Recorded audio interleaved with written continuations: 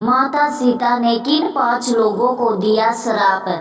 आखिर बिहार के गया में क्यों नहीं उगता तुलसी का एक भी पौधा?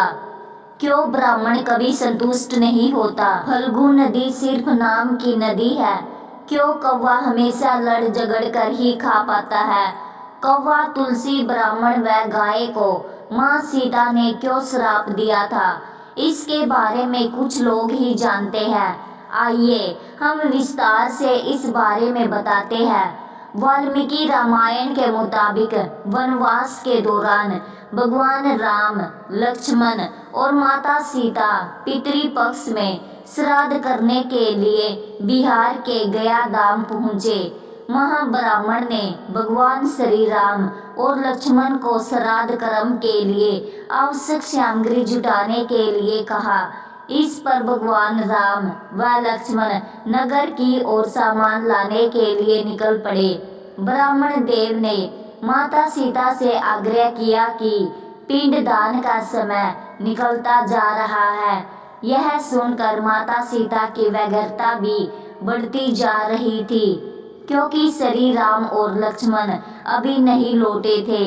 इसी दौरान दशरथ जी की आत्मा ने उन्हें आभास कराया कि पिंडदान का वक्त बीतता जा रहा है। यह जानकर माता सीता असमंजस में पड़ गई। तब माता सीता ने समय के महत्व को समझते हुए यह निर्णय लिया कि वह स्वयं अपने ससुर राजा दशरथ का पिंडदान करेगी।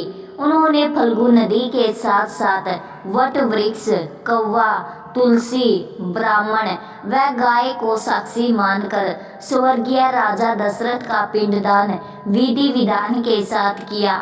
इस क्रिया के उपरांत जैसे ही उन्होंने हाथ जोड़कर प्रार्थना की तो राजा दशरथ ने माता सीता का पिंडदान स्वीकार किया। समय निकल जाने के कारण उन्होंने स्वयं पिंडदान कर दिया। प्रभु राम को इस बात का विश्वास नहीं हो रहा था कि बिना पुत्र और बिना सामग्री के पिंडदान कैसे संपन्न और स्वीकार हो सकता है।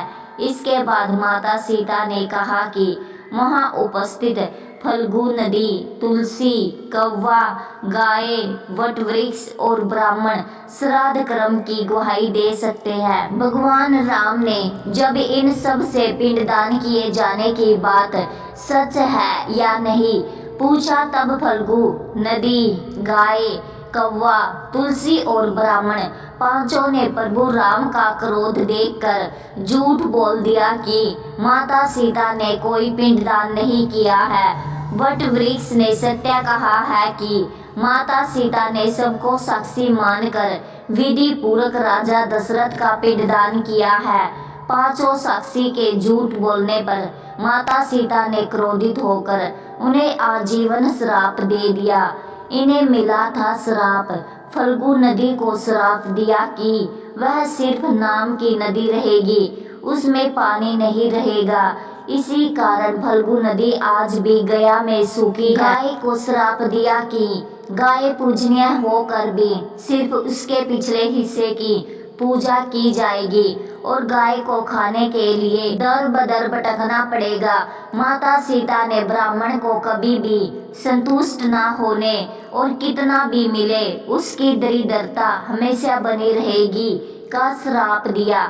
इसी कारण ब्राह्मण कभी दान दक्षिणा के बाद भी संतुष्ट नहीं होते हैं। माता सीता ने तुलसी को श्राप दिया कि वह कभी भी गया की मिट्टी में नहीं उगेगी। यह आज तक सत्य है कि गया की मिट्टी में तुलसी नहीं फलती। और कौवा को हमेशा लड़ झगड़ कर खाने का श्राप दिया था। कौवा आज भी खाना अकेले नहीं खाता है, दीर्घायु का दिया था आशीर्वाद। माता सीता ने जहां इन पांचों को श्राप दिया, वही सच बोलने पर वट वृक्ष को आशीर्वाद दिया कि उसे लंबी आयु प्राप्त होगी, वह दूसरों को छाया प्रदान करेगा। पतिव्रता स्त्री उनका स्मरण करके अपने पति की लंबी आयु की कामना करेंगी। आशा करती हूँ कि आपको यह कहानी पसंद आई होगी। अगर कहानी पसंद आई है तो चैनल को लाइक करें और सब्सक्राइब करें। धन्यवाद।